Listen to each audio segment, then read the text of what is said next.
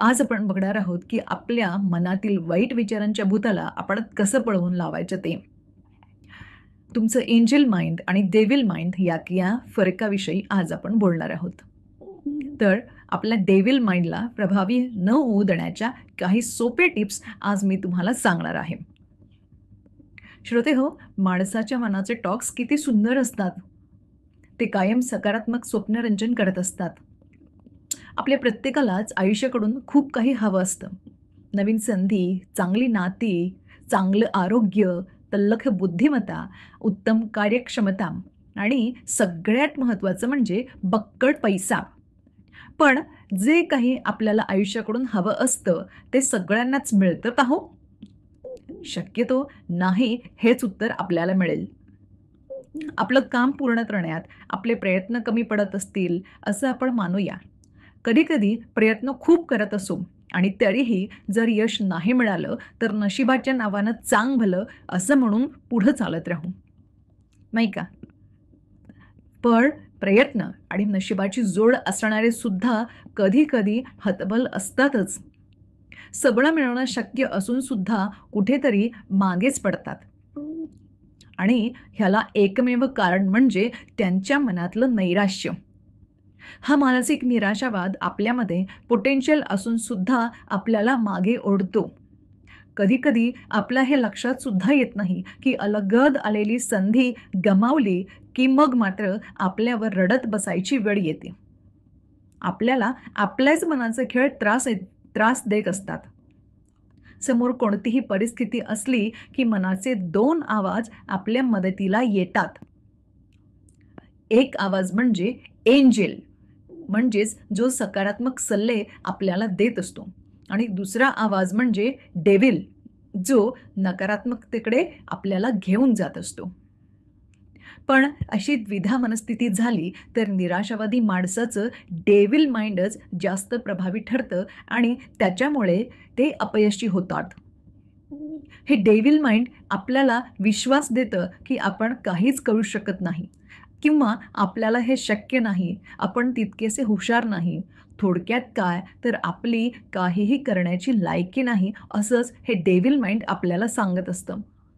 आणि ह्यावर आपण डोळे मिटून विश्वास ठेवतो आणि हेच शत्रू झालेलं मन आपल्याला हव्या असलेल्या सगळ्या गोष्टींपासून आपल्याला लांब घेऊन जातं.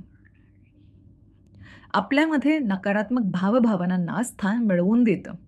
डिप्रेशन, तणाव, भीती ह्या सगळ्याला आपलं नैराश्यवादी मन खतपाणी घालत असतं.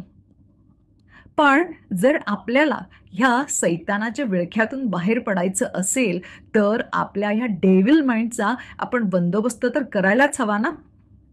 तर तुम्हाला तुमच्यातले गुण कळतील, तुमच्यामध्ये पोटेन्शियल काय आहे याची जाणीव होईल.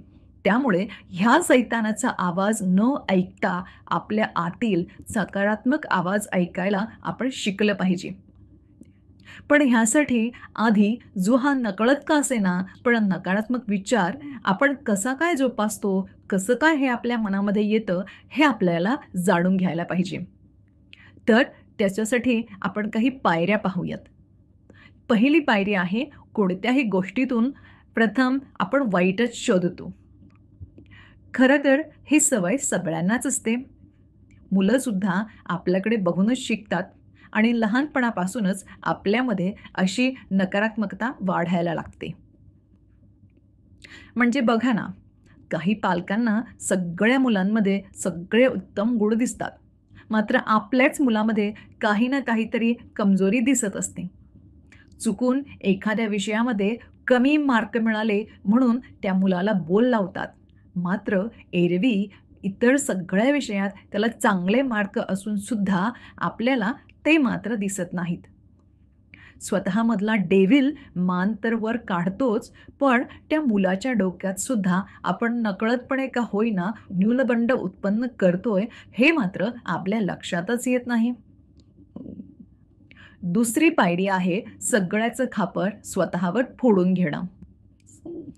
आता कोणत्याही कामात विघ्न आलं तर त्याला आपणच जबाबदार, माझ्यामुळंच हे असं झालं, असे विचार करणारे पहिले मनातल्या त्या राक्षसाच्या तावडीत सापडतात.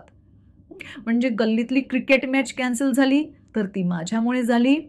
सोसायटीच्या कमिटीने यंदा वर्गणी गोळा करण्याची टीम वेगळी बनवली, म्हणजे आता माझ्यावर कोणाचा विश्वासच राहिलेला नाही. असा आपण निराशावादी विचार करू लागतो आणि अशा पद्धतीचे मनाचे मांडे खाणारी माणसे सतत निराशावादी होत राहतात. तिसरी पायरी आहे कुठल्याही कार्याच्या सुरुवातीला कायम नकारार्थीच विचार करणं. ऑफिसमधला कोणी मित्र नोकरी सोडून नवीन बिझनेस करायला लागला म्हणून सगळेजण त्याला शुभेच्छा देतात, मात्र सगळ्यात पुढे असतात ते नकारात्मक विचार करणारे लोक.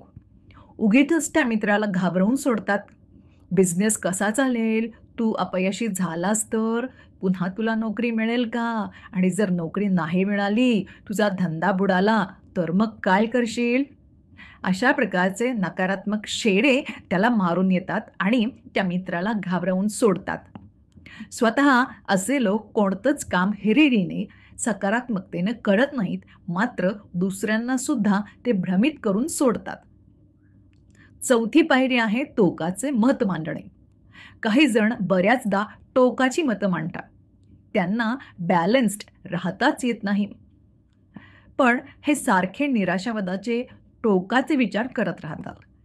म्हणजे चुकून कधी स्वयंपाक करताना एखादा पदार्थ बिघडला तर आता मी कधीच चांगला स्वयंपाक करू शकणार नाही, किंवा स्वयंपाक करण्याच्या मी लायकीचंच नाही, असे हे निराशावादी विचारांचे पाईक असतात. मनामध्ये इतकी निगेटिव्हिटी भरून कशी काय राहते ह्याचा आपण कधी विचार केलाय का हो?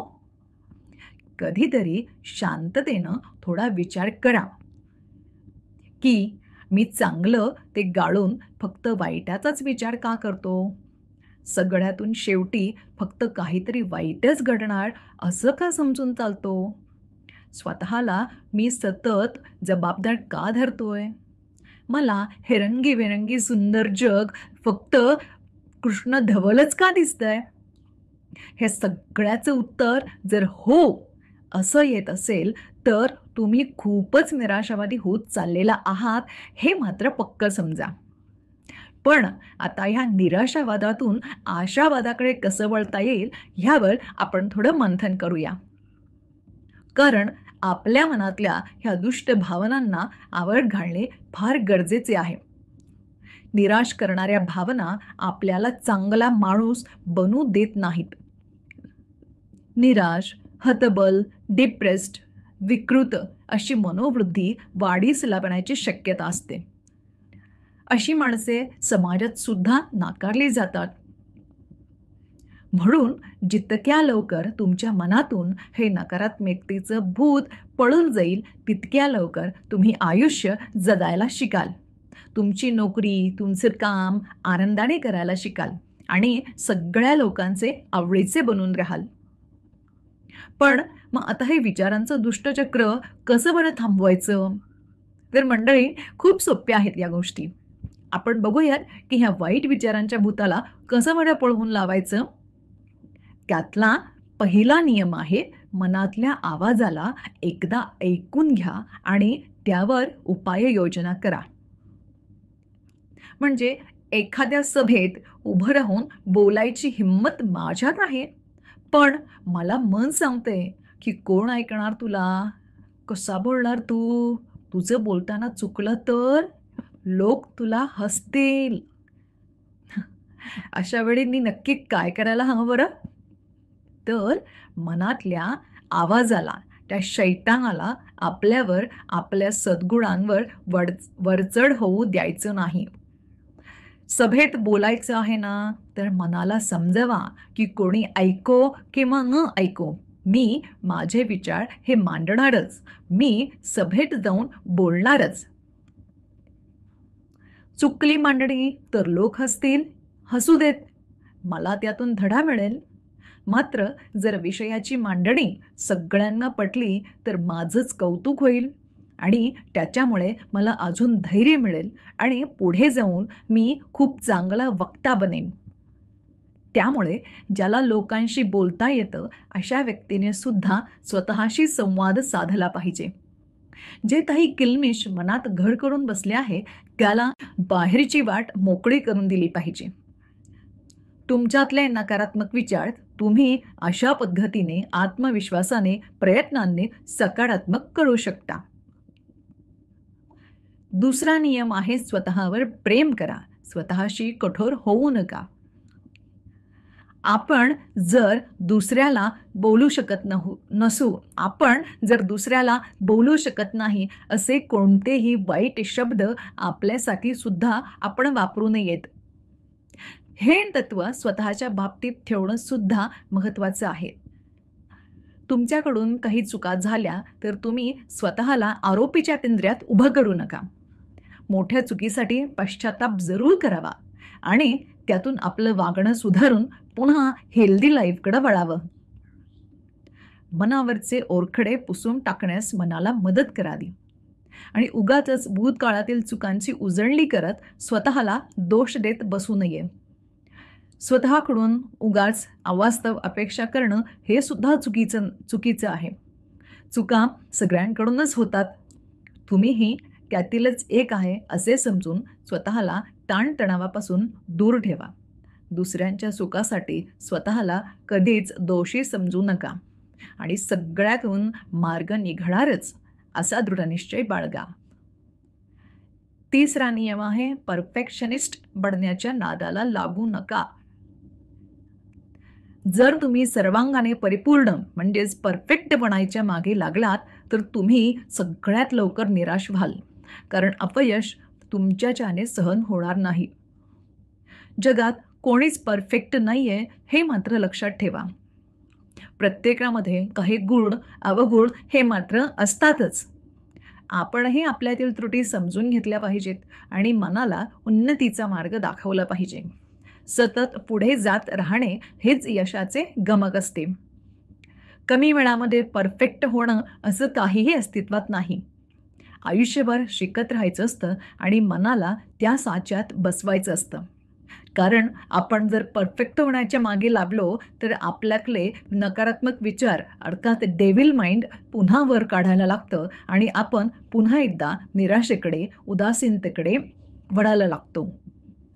परफेक्ट होण्याच्या नादात तुम्ही अशा काही गोष्टी करता की सगळ्यांना आनंदी ठेवण्याचा प्रयत्न करता.